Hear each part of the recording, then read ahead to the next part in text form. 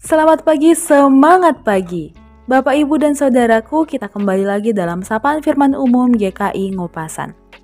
Konsistensi, sikap yang sangat erat hubungannya dengan ketekunan. Satu sifat yang sangat penting dimiliki oleh umat Kristiani. Saudaraku, seorang juara olimpiade matematika atau sains lainnya tidak akan mendapat juara jika mereka tidak konsisten belajar. Seorang atlet pemenang medali emas juga tidak akan mendapat medali jika ia mengabaikan konsistensi saat berlatih. Konsistensi adalah salah satu hal yang sangat dibutuhkan seorang pelari, apakah pelari cepat atau pelari maraton. Di masa SMA, saya dan beberapa teman dari sekolah diajak untuk mengikuti lomba lari maraton tingkat kabupaten. Kami diminta untuk berlari sejauh 10 km. Namun sebelum lomba dimulai, kami secara konsisten berlatih setiap harinya. Mengikuti lari maraton 10 km, saya menyadari pentingnya konsistensi. Ketika semua pelari mulai berhamburan berlari dari garis start menuju garis finish yang cukup jauh, semuanya berlari sangat cepat. Mereka berlari secepat yang mereka bisa. Dan sebagai pemula, saya hanya berlari kecil dan santai terlebih dahulu. Belum sampai 2 km pertama sudah banyak pelari yang berhenti karena perut mereka kram. Saya terus berlari meski langkah kaki tak secepat atlet-atlet lainnya. Saya berlari dan sampai di garis finish saat pemenang juara lari maraton sudah diumumkan. Meski tak mendapat juara dalam pertandingan itu, tapi saya bangga karena saya memiliki satu sikap yang para pemenang miliki, yaitu berlari sampai garis finish tanpa henti. Konsistensi memang tidak mudah. Banyak godaan selama menjalaninya.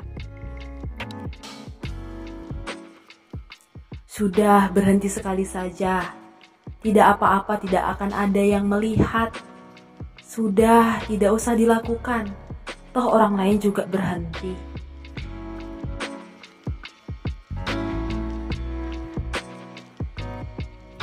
Banyak godaan ketika melakukan sesuatu secara konsisten.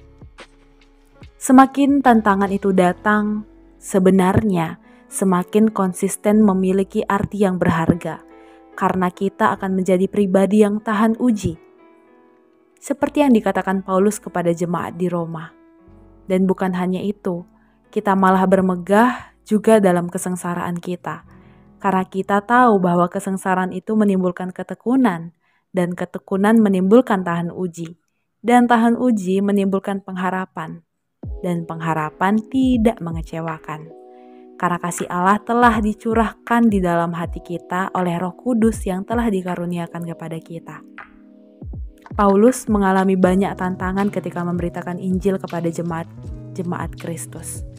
Tapi tantangan itu tidak membuat ia berhenti, melainkan tantangan itu membuat ia semakin tekun dan konsisten melakukan pelayanan dimanapun dan kapanpun.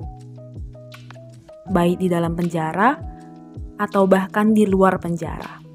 Ia menggunakan segala kesempatan untuk mewujudkan misi Allah. Saudaraku, dalam pelayanan kita kepada sesama dan kepada Allah, memang ada banyak sekali tantangan yang menggoda kita untuk mundur dan berhenti.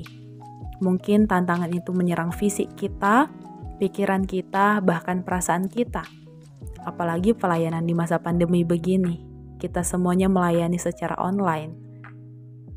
Jika kita bisa bertahan untuk tetap konsisten mewujudkan misi Allah dalam keadaan apapun, maka percayalah, kita akan semakin kuat dan tangguh apapun tantangannya. Jadi tetap semangat, Tuhan memberkati pelayanan kita.